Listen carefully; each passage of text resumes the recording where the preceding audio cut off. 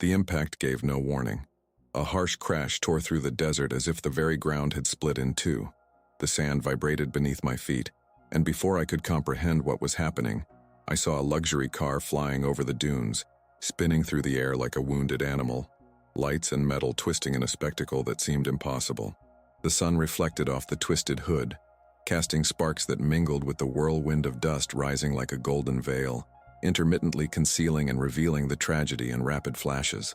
That sound, the scream of tearing iron, echoed inside me as if ripped from something alive.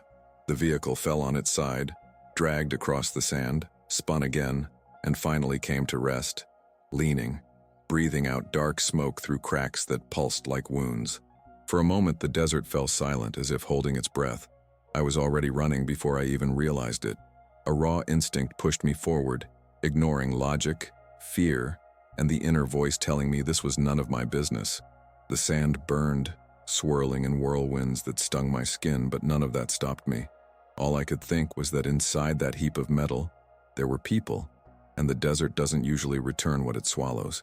When I got closer, I saw the full extent of the damage. The car was overturned, precariously balanced as if on the verge of collapsing onto itself. Loose wires sparked, heat shimmered in waves that distorted the horizon. Through the shattered window, I caught sight of two bodies. A young man trapped in the wreckage, eyes wide with a terror that didn't fit someone used to commanding. The other was unconscious, head tilted at a dangerous angle, skin stained with blood and dust. They were no ordinary men. I realized that immediately. The clothes, the watches, even their posture, even injured, gave away that they belonged to a world far from mine. Two heirs, two future leaders, now reduced to pure fragility. The contrast hit me like a blow. What power cannot command, the desert destroys without hesitation. The door was jammed, almost welded shut by the folds of the impact. I planted my feet in the sand, held my breath, and pulled with all my might. The metal gave way millimeter by millimeter, screaming like a creature unwilling to be open. When I finally made space, I shoved half my body inside. The smell was suffocating. Fuel, sweat, blood, heat. The trapped man tried to speak, but his voice faded into a faint hiss. His eyes said it all. Fear of dying and worse. Fear of seeing the other die before him.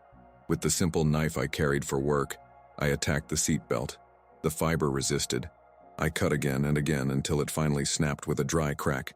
His body fell partially over me, heavy, trembling, breathing too fast. I guided him out with short words, trying to keep him conscious as he staggered, but his eyes never left the unconscious man.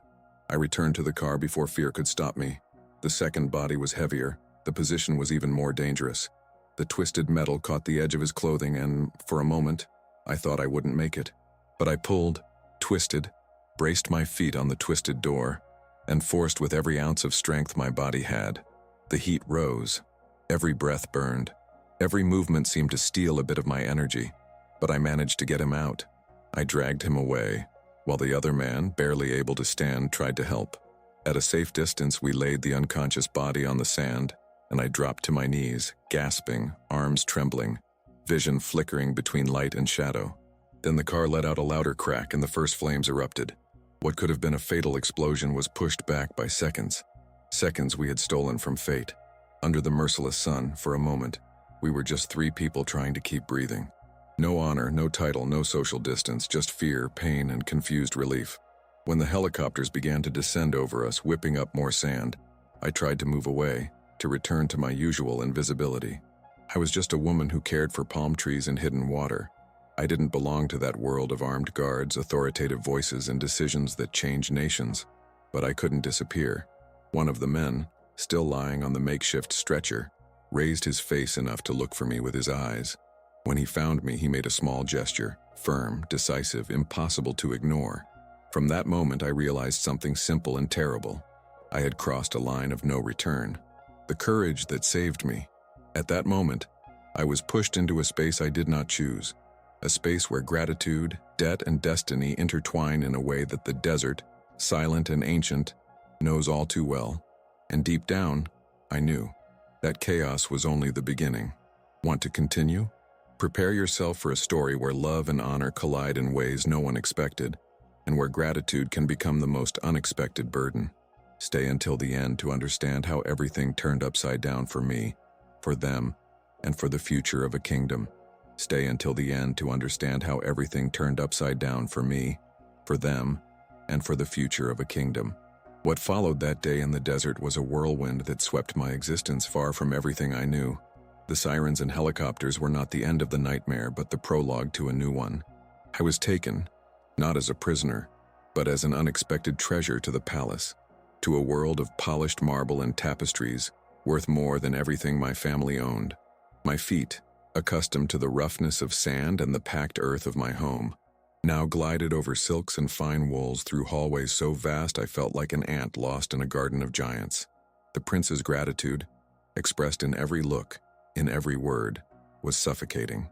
Mohammed, the eldest, with his imposing posture and piercing gaze, treated me with a reverence that made me uneasy. He insisted that I was a blessing, a miracle sent from the heavens.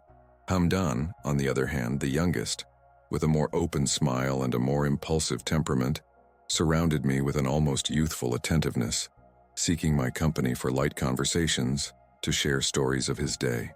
I, who had always lived in the shadows, was now the center of a universe that did not belong to me. Instead of a reward, gratitude became a burden, an invisible chain that bound me to that place.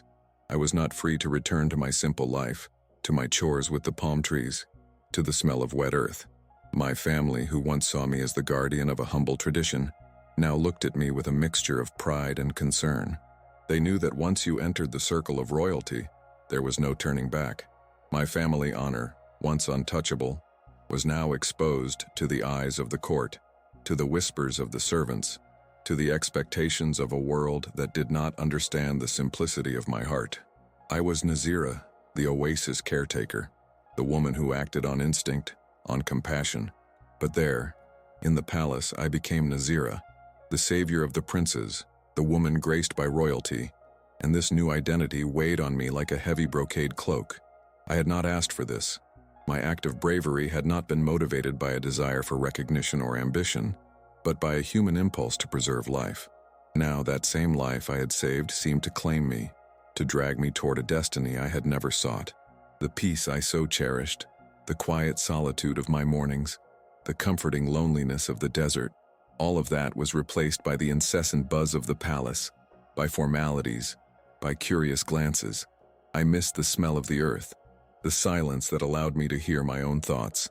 There, every movement I made was observed, every word weighed, every gesture interpreted. I was a bird in a golden cage, fed with delicacies but deprived of flight. Gradually, the complexity of royal gratitude began to unfold into something even more terrifying. The princes, once united by blood ties and respect, began showing signs of a veiled rivalry, a silent competition for my time, for my attention, for a place I did not know existed in their lives. Mohammed, with his more serious nature, offered me rare books and deep discussions about the kingdom's history and culture, seeking an intellectual connection. Hamdan, meanwhile, brought me exotic flowers and invited me on strolls through the opulent gardens, with a lightness that contrasted with his brother's intensity. I found myself in the midst of a dangerous dance, where every gesture, every smile, every word was interpreted and weighed on the invisible scale of their affections. The love they seemed to develop for me was not the love I dreamed of, the love born of choice, of genuine reciprocity. It was a love born of duty, of gratitude, perhaps even a form of possession, a reward for a service rendered. And this love, instead of freeing me, imprisoned me even more. Once, Hamdan gifted me a necklace of emeralds, a green so deep, as much as the oasis I tended. On the same day, Mohammed sent me an ancient scroll, a poem about the resilience of the spirit in the desert. Both were magnificent gifts, but the way they were presented to me, almost like a competition, left me with a lump in my throat. I didn't know how to react, how to express gratitude without giving the impression of favoritism. My simplicity was a virtue in my world, but here in the palace it seemed like a flaw, an inability to navigate the intricate rules of his court. My family honor, which had always been a pillar of my existence, began to be tested. I was the woman who saved the princes, but also the woman who somehow was causing discord among them. The whispers of the court reached my ears, stories of how I, an ordinary person, was daring to disturb the royal harmony. I felt the weight of their gazes, the silent judgments, the disapproval disguised in forced smiles. My life's purpose, once so clear and connected to the earth, was now in ruins. I was no longer the caretaker, but the observed. I was no longer the servant of nature, but the servant of a gratitude that was turning into a demand. The inner peace I had cultivated with such care was being eroded by tension, by expectation, by the feeling of always being under scrutiny. How could I, Nazira, find my own way amid this web of obligations and forced feelings? And how could I, unknowingly, be threatening the unity of the family I had ironically saved? The answer, I knew, would not be easy to find. Each day that passed within those golden walls, the truth became clearer. I was trapped, not by visible chains, but by the invisible webs of gratitude and royal expectations. Luxury was a gilded cage, and the prince's attention a constant surveillance that deprived me of the essence of my own soul.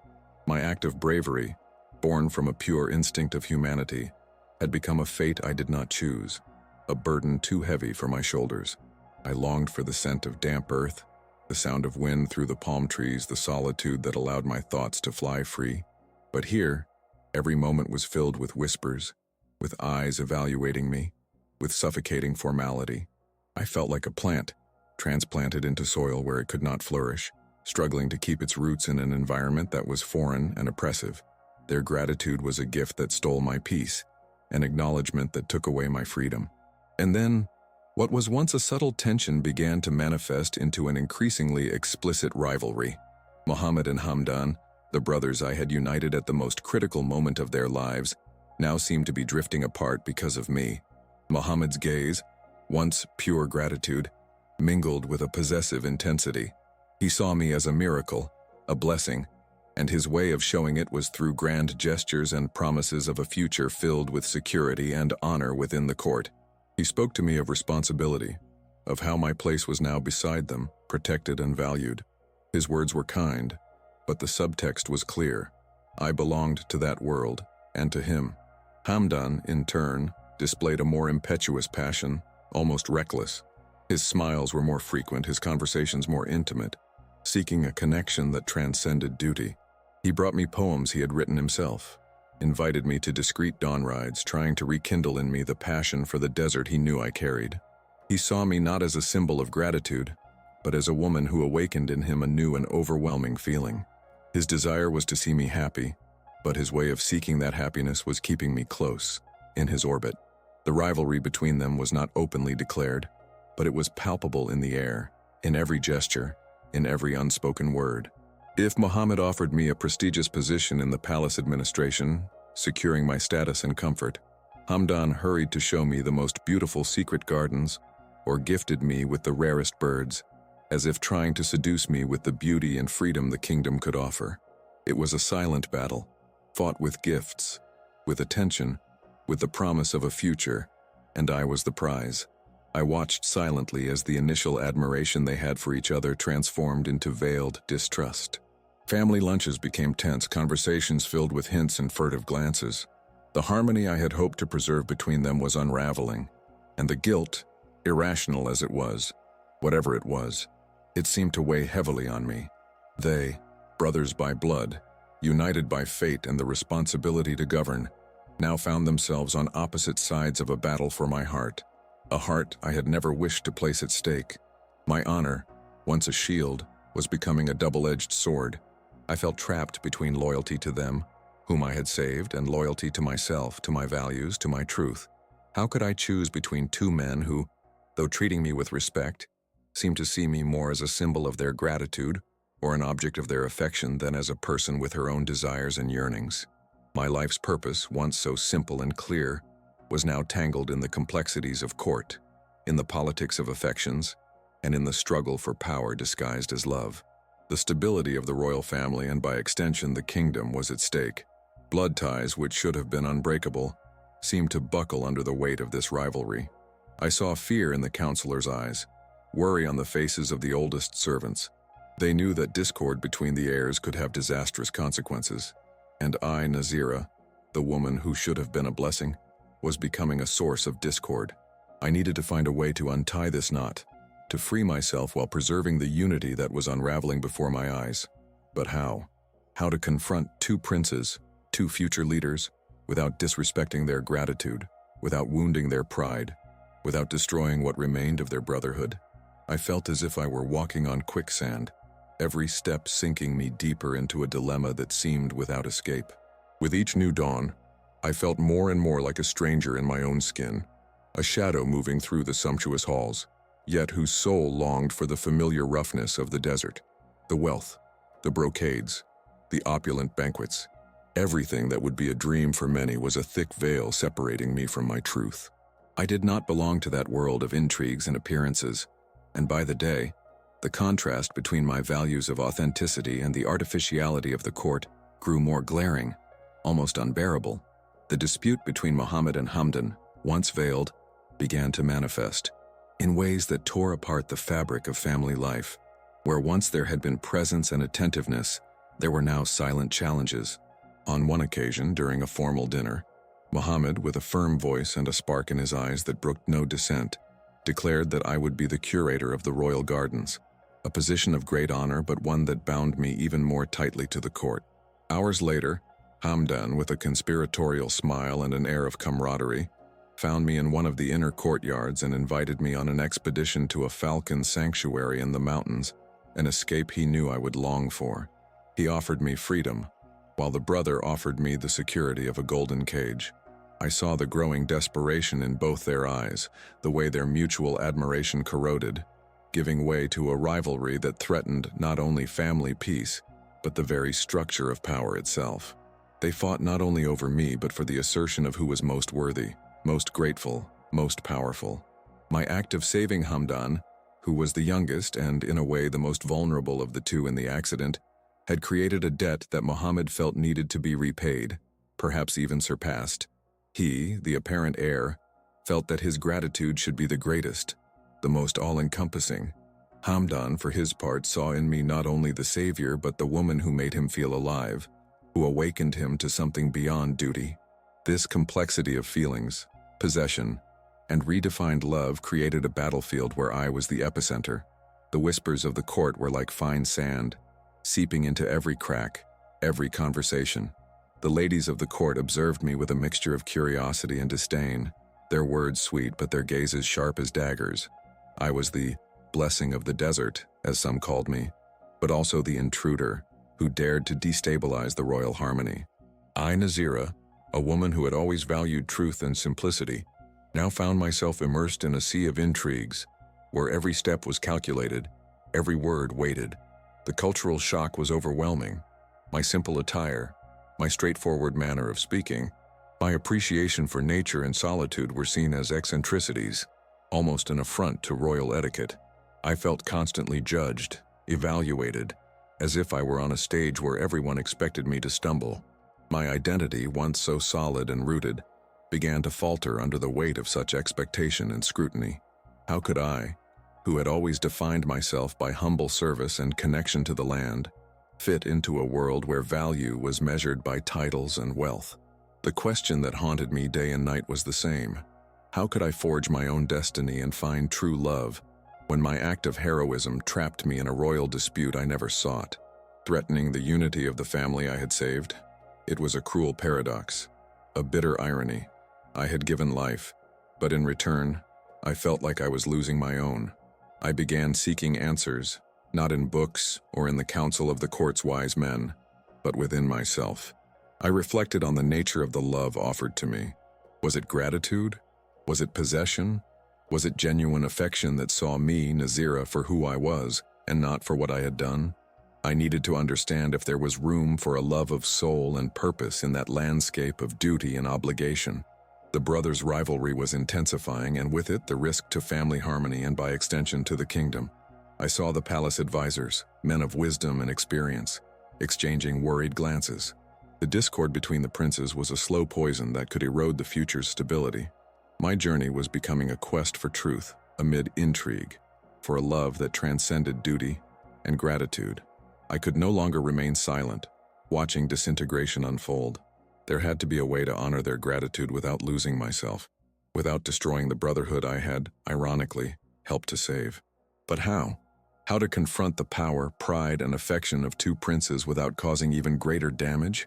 I felt the weight of the kingdom on my shoulders, the future of that family in my hands, and the responsibility was overwhelming.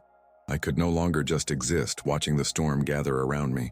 I needed to act, but how could a woman from such a different world intervene in matters of such magnitude without being disrespectful, without aggravating the wound I had inadvertently opened? The answer was not in the court's rules, but in the truth of my own heart.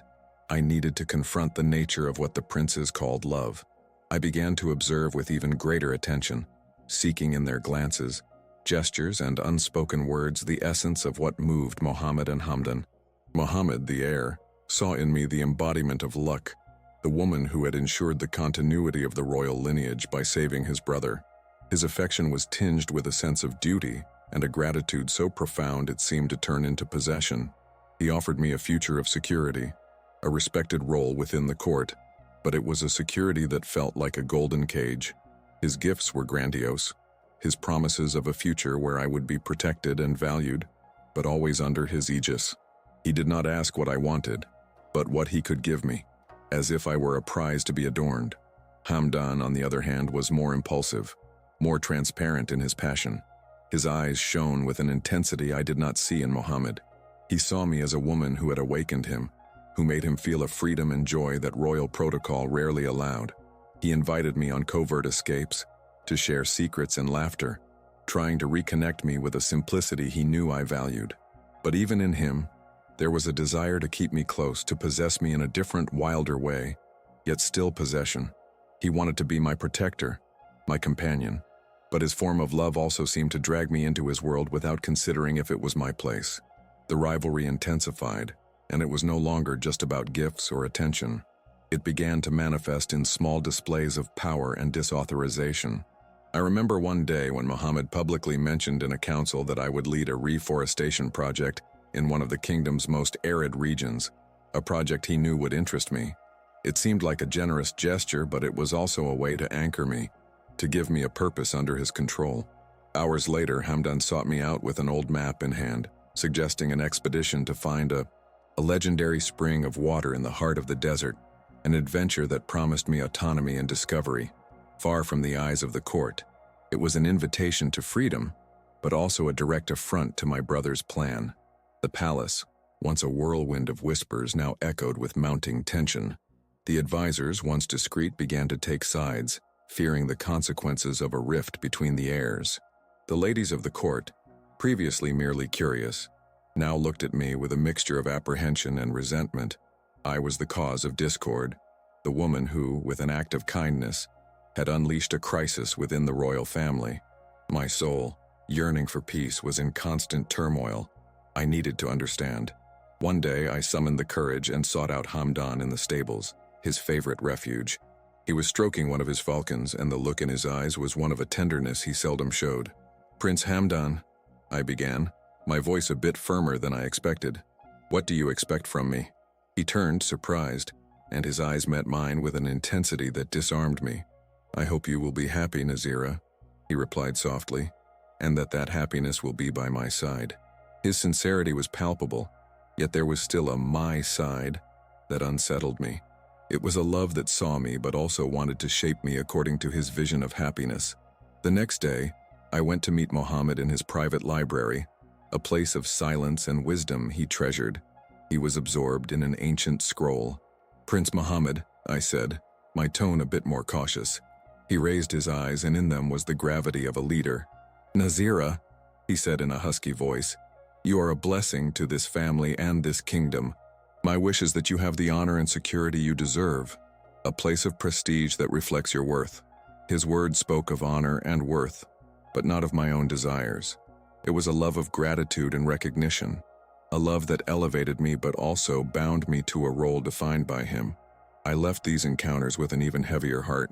Both princes offered me versions of love, but none seemed to be the love I sought.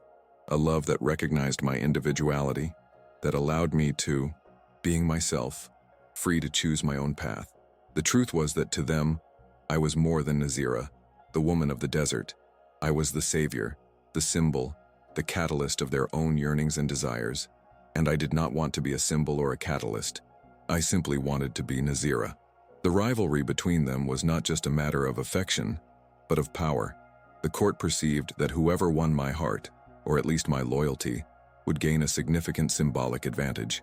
I was the centerpiece of a royal chess game, and every move I made was scrutinized. I felt like I was losing myself, that the Nazira who tended the palm trees and found peace in solitude was being consumed by the court's Nazira, the woman contested as a trophy. My journey, I realized, was not just about choosing one of them, but about choosing myself first. I needed to find the truth amid intrigue, a love that transcended duty and gratitude, a love that was mine and not imposed. Family harmony was at risk, and I, ironically the savior, was now the potential destroyer. I had to find a path that honored their gratitude, but also allowed me to live my own truth, without destroying the brotherhood I had so painstakingly helped to save. The answer, I felt, was not in choosing between them, but in choosing myself, in forging a destiny of my own. I realized with painful clarity that the love offered to me, wrapped in gratitude and a burning desire to possess, was not the love my soul sought. It was not the deep, free connection I dreamed of, but rather a trap, gilded though it might be, stealing my essence, the freedom to be Nazira. My journey, which began with an act of instinct and compassion, had turned into a quest for authenticity amidst a labyrinth of royal expectations. I did not want to be a prize, a symbol, or the cause of discord between brothers. I wanted to be recognized for who I was, for my values, for my soul, and not for what I had done or for what I represented. That meant so much to them. I realized that true love could neither be won nor contested. It had to arise from mutual choice, genuine reciprocity, a shared purpose that transcended duty and gratitude. The wealth of the palace, the brocades, the jewels, the honors, everything that once seemed so far removed from my reality, now appeared dim and hollow. True wealth to me resided in the integrity of my heart, in the peace I found in simplicity, in the connection to the earth and to truth. And this wealth, I realized, was being eroded by tension, intrigue, and rivalry that I, ironically, had unwittingly provoked. I found myself standing before a mirror, not the polished silver one from the palace, but that of my own conscience. The woman staring back at me was no longer the naive young woman who had rescued the princes, but a stronger, more determined Nazira, forged in the fire of adversity. I had saved Hamdan's life, and by doing so had preserved the lineage and stability of the kingdom. But now, the very gratitude that had lifted me threatened to dismantle the family bond I held so dear. I could not allow that. My honor demanded more than mere acceptance of a fate imposed upon me. It was time to confront, not with anger or disrespect, but with the quiet strength of one who knows her own truth. I needed a solution that honored their gratitude but also allowed me to live my own truth without destroying the brotherhood I had so painstakingly helped to save. The decision, though daunting, sprung from the depths of my soul.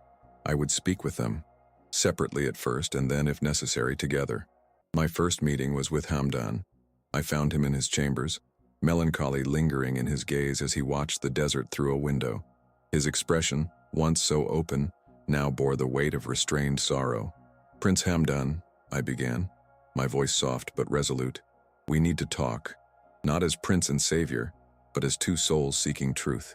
He turned to me, surprise and hope mingling in his eyes. I explained to him the burden that their gratitude had become for me, how trapped I felt, and how the rivalry between him and Mohammed was tearing my heart apart. I spoke of the love I sought, a love free, not rooted in debts or possessions. He listened to me, his expression shifting between the pain of understanding and the anguish of a love unrequited in the way he had hoped. "I only wanted your happiness, Nazira," he whispered, his voice choked. "And I want yours, Prince. But that happiness cannot come at the cost of your brotherhood, nor my own freedom." Then I sought out Mohammed. He was in his office, surrounded by maps and kingdom documents, the embodiment of duty and responsibility. The gravity of his posture was almost intimidating, but I could not retreat. "Prince Mohammed," I said, with deep but unwavering respect, "I have come to talk about the future, mine, yours, and your brother's." He lifted his gaze, and I saw in him a mixture of weariness and steely determination. I repeated to him the same truths about the weight of gratitude, the growing rivalry, and my search for a love that was soulful and purposeful. I spoke about how the unity of the royal family was more important than any individual desire, and how discord among them could have disastrous consequences for the kingdom he swore to protect. Muhammad, with his more pragmatic nature, absorbed my words with impressive seriousness. He was not impulsive like Hamdan, but his strategic mind seemed to process every implication. "You are right, Nazira," he admitted, his voice hoarse. "My gratitude has become a burden, and my desire to protect you has blinded me to the consequences." Both princes, though in distinct ways, seemed to understand the depth of my dilemma and the seriousness of the situation. My words, spoken with the honesty of a simple heart, had touched something within them. The seed of understanding had been planted. The turnaround I sought was not just for me, but for them as well. I did not want them to give up on their love, but to transform it, to understand it in a higher way, to see beyond duty or possession. There was still a long road ahead, but the first step had been taken. I had refused to be a prize to be fought over, a symbol of gratitude to be claimed. Instead, I had asserted myself as a woman with her own desires, her own honor, and her own destiny. True wealth, I knew, was not found in the treasures of the palace, but in the integrity of a heart that refused to be bought or imprisoned. My resilience and undeniable honor were redefining my own worth and the meaning of the sacrifice I had made. The quest for a love that transcended duty and gratitude, a love that was truly mine, was only just beginning. And perhaps in the process, I could show them a path to unity that seemed to be lost amid the intrigue. The seed of understanding had been planted, but the desert, even after the rain, takes time to bloom. I knew change would neither be instant nor easy. The court, with its curious eyes and minds eager for gossip, was still watching. The princes, in turn, bore the weight of years of tradition, expectations, and a pride that, though wounded, still beat strongly. The days that followed were marked by a different kind of stillness. Not the oppressive stillness of my initial imprisonment, but a stillness of reflection. Hamdan, who once sought me with impetuous passion, now kept a respectful distance. His glances were still intense, but in them I saw the pain of a love beginning to transform into something more mature, more selfless. He started dedicating more time to his falcons, not to impress me, but to find his own peace, his own connection with nature. He sent me a small book of poetry, not his own, but by an ancient Bedouin poet, with a simple dedication, "To the soul that taught me true freedom." That touched my heart in a way no grand gift ever had. Mohammed, the heir, with his strategic mind, seemed to grasp the gravity of the situation on a different level. He didn't withdraw, but his approach changed. Instead of offering me positions or honors that confined me, he began consulting me on projects he knew I valued: water management, desert reforestation, revitalization of communities near the oases. He started seeing me not as a prize to be protected, but as an ally, someone with practical wisdom and a connection to the land that he, in his world of protocols, had lost. He listened to me, truly listened, and his questions were genuine, seeking my knowledge and perspective. The rivalry between the brothers, it didn't disappear all at once, but began to metamorphose. The challenging glances were replaced by more direct, though still cautious, communication. They started discussing plans for the kingdom, and occasionally, I was invited to join, not as the contested woman, but as a voice of reason and a link to the people and the land. The family unity, which had seemed to be slipping away, began to rebuild, brick by brick, on the foundation of understanding and mutual respect. My own transformation was the deepest. I had arrived at the palace as an invisible woman, carried by chance, and now I was asserting myself. The Nazira staring back at me in the mirror was no longer the timid oasis caretaker, but a woman with renewed purpose. I had found my voice in a world that tried to silence me. The quest for a love that transcended duty and gratitude was no longer a chimera, but an internal journey. The discovery that true love begins with self-love and integrity. Time passed. Months turned into a year. I did not return to my home in the oasis, not in the same way as before. Instead, Muhammad, with Hamdan's quiet approval, offered me the leadership of a large sustainability project for the kingdom, focused on preserving the oases and educating Bedouin communities about the conscious use of water. It was a position that allowed me to travel, to be in contact with the land I loved, and to apply all my knowledge and passion. It was an old dream, one I had never dared to voice, now becoming reality. I was no longer a prisoner of the palace, but a bridge between the luxury of the court and the vital simplicity of the desert. Hamdan, for his part, found his own path. He channeled his passion and energy into cultural diplomacy, traveling to other kingdoms, promoting the art and traditions of his people, but also learning and bringing back new ideas. He became an ambassador of goodwill, and on his journeys, he found a love that was reciprocal, genuine, and free of any obligation. He married a princess from a neighboring kingdom, a strong and intelligent woman who shared his adventurous spirit. I received a personal invitation to the wedding, and saw in his eyes the happiness I had always wished for him, a happiness that did not depend on me but was his own, forged in his own journey. Mohammed, the future Sheikh, had changed too. His gravitas remained, but it was tempered by a new humanity. He married a woman from the court itself, a union of duty and respect, but also of growing affection. He had renounced the idea that gratitude could dictate love, and had learned that power and responsibility were best exercised with compassion and by listening to voices from beyond the palace walls. He became a wiser, fairer leader, more connected to his people, in part because of the conversations we had and the perspectives I had brought. I became the guardian of the oases, an informal title but one of great respect. My life was a constant journey between communities, between the desert and meetings at the palace. I was at home in both worlds, but truly belonged only to myself. My hands, once dirtied with sand caring for a few palm trees, now worked to preserve entire ecosystems. My voice, once barely a whisper, was now heard in councils and debates. The love I sought, a love of soul and purpose, I found in my work, in my connection to the land and the people I helped. I did not marry, not at that moment. My heart was full of a different kind of love, a love for my mission, for the freedom I had earned. I had redefined the meaning of sacrifice, not as the loss of something, but as the dedication to something greater. My unwavering resilience and undeniable honor had led me to a place of empowerment, where I was the architect of my own destiny. One day, while overseeing the planting of new saplings at a distant oasis, a messenger from the palace reached me. He brought an invitation from Muhammad, not for a formal meeting, but for a family dinner, with Hamdan and his wife also present. In that invitation, there were no obligations, only the warmth of friendship and the recognition of a shared journey. I smiled. It was not a smile of relief for a battle won, but of a deep peace, hard-earned. A smile that carried the memory of every step of my journey, every challenge overcome, every choice made. That invitation was not a summons, but a genuine recognition that my place now was beside them, not as a prize, but as an equal, a friend, an essential part of the tapestry of their lives. The dinner was unlike any other I had experienced at the palace. The table, though sumptuous, no longer exuded the tension of before.